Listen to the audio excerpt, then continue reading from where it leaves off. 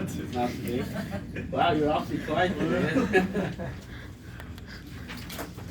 So it's clear now regarding this. Right? Did you discuss the home environment? So this is self-explanatory, right? Right? Right? Huh? The home environment is self-explanatory. Yeah. The home environment, Just look around there. it kind of goes hand in hand with the home safety and emergencies. Kind of, they go hand in hand because you want to make sure it's a safe environment, safe home. Because during an emergency, that could cause problems too. So, if you guys do any specific questions on this, is there? Let's say the home environment is not safe and they still wanna stay at home. Are we allowed to do home health? So give me an example. What is it not a safe home environment? A lot of cluttered, dirty houses. Orders. Yeah. You can The only time where you would not. So if somebody's a hoarder, they're a hoarder. I mean. Right. But the safety is the issue. So you're gonna instruct. So if that, for example, you have a patient who's a high risk for fall and they have a throw rug that even you trip on when you're in there, and they don't want to move that rug. I mean, all you could do is educate them. Right. But and document that you educated. Stuff like that, again, when we were talking about, from my personal experience, when I was doing the visits, when I would get a stubborn client who didn't want to take out their throw rug, I would tell them, like, if you fell and broke a hip, there's a good chance you're gonna die and not come back home, and which is the mortality rate with sometimes real talk. You're like, oh, okay, then you would come back, and sometimes there's patients who have been on oxygen who are smoking. Now that, if a patient is on oxygen and they're smoking, and I would discharge them. Right. Yeah, because it's not just that they're causing safety to them, but you have your staff going in there, and that's a safety to them. So the easiest way to look at that is, if he or she is gonna go into that house and they don't feel safe, right, then that's a cause that you can discharge your patient. Yeah. Because if, for example, even a dog, if they have a big dog and they don't want to put their dog in the room, and the dog can bite the staff, you can and they don't want to comply, then you're okay to discharge that patient. Okay. But if they're hoarding and their room is full of clutter, you can educate them that this is a high risk for fall. Are we gonna get cited for that? No, you won't get cited as long as you've educated the patient. So as It's long not. I wouldn't discharge a patient for that. right. But I mean, you keep educating, and then you document, and they're not complying. I think that's the time that we will discharge, right? Yeah.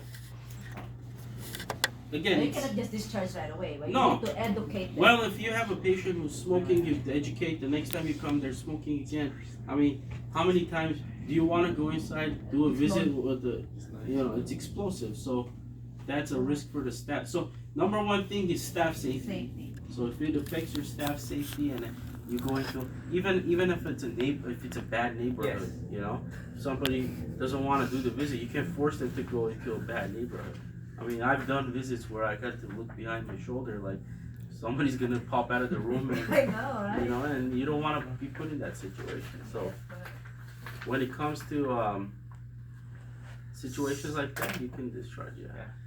Yeah. So I guess for the staff, if this arises, let us know, and then we'll. Because we don't want you to be. Yeah, your safety first is more important. Priority. Yeah,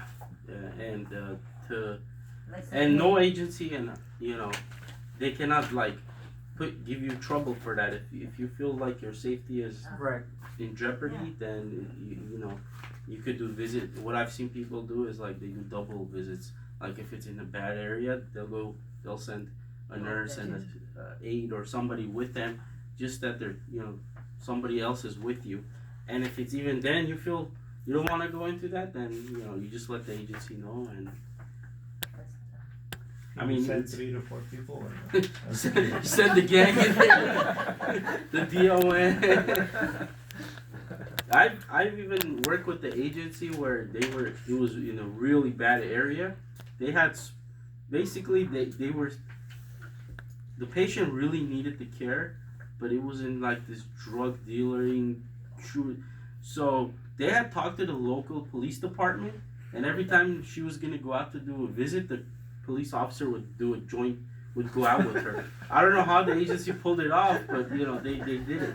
So they thought outside of the box. I would just discharge her because That agency you need to be you don't want to get star. shot or anything. So They really badly need that patient. Does the agency can charge more on those No. situations? It's like basic. so we know who the Because biggest of a person is. high risk, security risk, safety.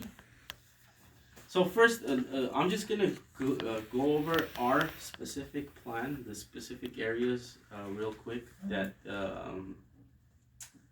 they might, ask.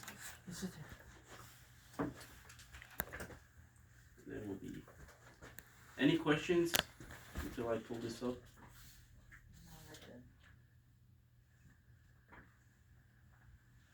Are you guys having a hard time getting information out of patients? Like, you know, is it hard? Most getting- of them just say like, I don't know.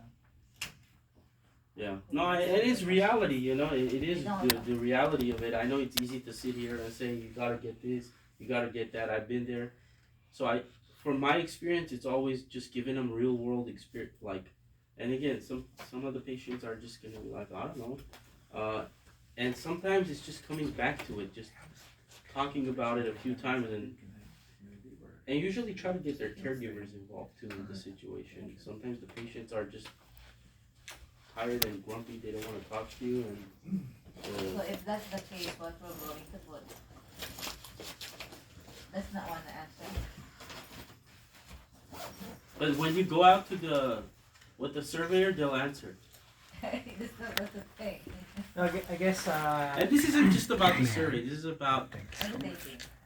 the staff safety, the patient safety, it's about everything. If everybody's asking them, they will think about it, right? we'll have the other clinician talk to her, like PT or PT assistant or LBN. Yeah, and again, every visit you go out, it's good to ask them, reassess. It's not Same just thing a with their one-time question. Same thing with again, we come back to medication. I know it's meds, but that's still part of emergency management. Right. Making sure they have a current list. So if you're not checking your meds every visit, then they don't have a current list. And if something were to happen, Go see Janelle real quick.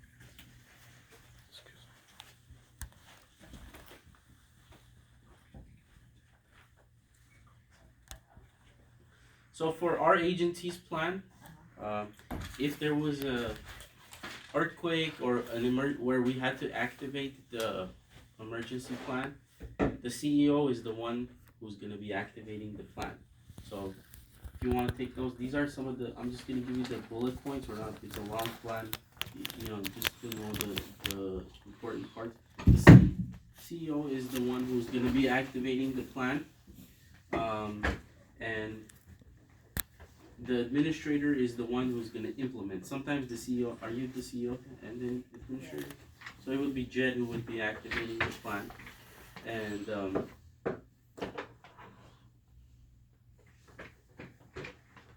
the way our plan is written, if there was an emergency, the office will be in contact with you, either with the landline or a cell phone line. If the cell phone lines or landlines are all down, another means of communication is text messages. Sometimes phones don't work, but text messaging does work. If all of that fails, you can't get in touch with the agency. Our plan is to broadcast on 9:80 a.m.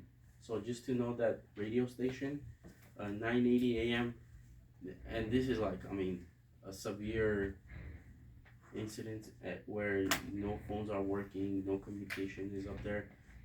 AM radio 980, and you just listen to it. The agency will make their announcements on that radio station. We'll always have a current list of all the patients with their triage codes in place. That way we know, you know, who's going to get the first visit, who's going to get the second visit.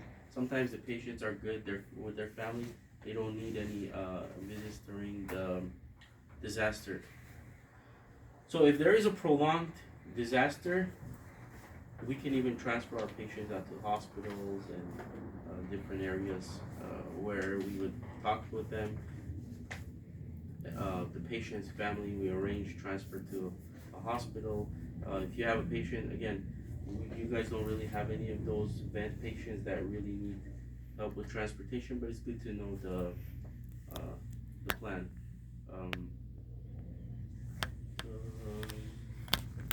We talked about that. Another important thing, if the emergency were to happen and this building collapsed, we need to have an alternate site where we would meet. In our plan, it says the CEO's house. So if something were to happen and there's no communication, you need to report.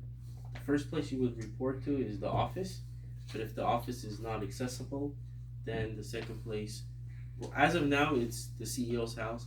But if that's something where you guys want to change, we could change that to like a local park or somewhere like that. The reason people put the CEO's house is because you could keep extra supplies at the house, like the basic wound care supplies, water, all of that stuff. Plus, you want us, you guys are in Kinzer, and everything might shut down, and computers might not be working, but you still do a visit, print out all the Kinzer nurses' notes, Oasis, and have that part of your emergency plan where if if the nurse needs to go and do a visit, or a PT needs to go do a visit, it's going to be documented on paper. And another important thing in that sense, again, is to keep HIPAA.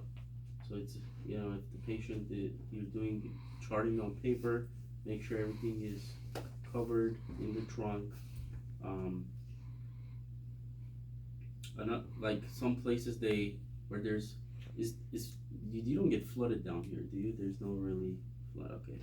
Because then I've seen when people talk about, I leave it in my car, I've seen a surveyor ask, well, what if the flood were to wash your car away, then your documents are all gone, what would you do? And it's like, so the important factor is to know where the alternate site is, which is the CEO's house, and to know that communication is going to happen through phone, and if phones are down, you get 980 AM is the website that we're going to broadcast all anything that's super important to be, where to report. It might say for Absolute Care Health System, please report to this address or whatnot, or stay in shelter. Sometimes it's such a bad emergency, they could just say, everybody stay in shelter, you don't need to report, just to get any information out from the agencies.